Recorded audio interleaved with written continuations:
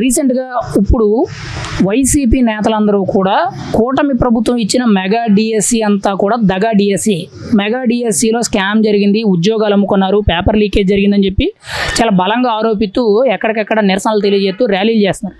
దీని మీద మీ అభిప్రాయం ఏంటి? అసలు మెగా డిఎస్సి గురించి మీరేమనుకుంటున్నారు?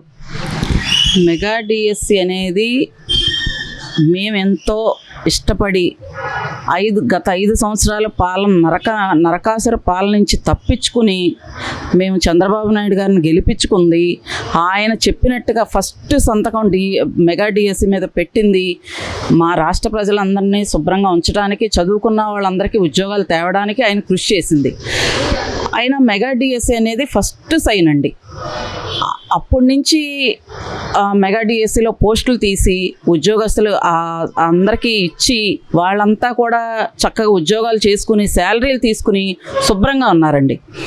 కానీ మరి గత సైకో గొడ్డల ప్రభుత్వానికి ఏం గుర్తొచ్చి, అంటే 2 సంవత్సరాల తర్వాత మీకు ఎలా గుర్తొచ్చింది అనేది, అంటే మీ ఏమన్నా అవినీతులన్నీ బయటకు తీస్తున్నారు, ప్రజలందరూ వాటి గురించి మాట్లాడుకుంటున్నారు, బాబాయ్ రక్త చరిత్ర గురించి, లేదంటే తల్లిని చెల్లిని బయట పంపించిన చరిత్ర గురించి, లేదంటే మిగతా మంత్రులు ఆడుదాం ఆంధ్రాని దోచుకున్నాయి, ఇసుక మీద దోచుకున్నాయి, ఇవన్నీ మీ కుతంత్రమైన రాజకీయాలన్నీ బయటకు వస్తాయని, మీ అవినీతి రాజకీయ చరిత్ర బయటకు వస్తుంది, జనాలందరికీ తెలిసిపోతుందని మీరు ఈ రోజున సక్రమంగా మేమంతా ఎంతో సంతోషంగా ఉన్న గవర్నమెంట్ని బురద జల్లాలని చూస్తే నమ్మడానికి మేమేమి అంత తెలివి తక్కువ వాళ్ళం కాదండి. మీ చరిత్ర అయిపోయింది. వైసీపీ గొడ్డల పార్టీ అనే చరిత్ర అయిపోయిందండి. ఎందుకంటే మిమ్మల్ని ఎంతో నమ్మి మేము ఓట్లేసి గెలిపించాం.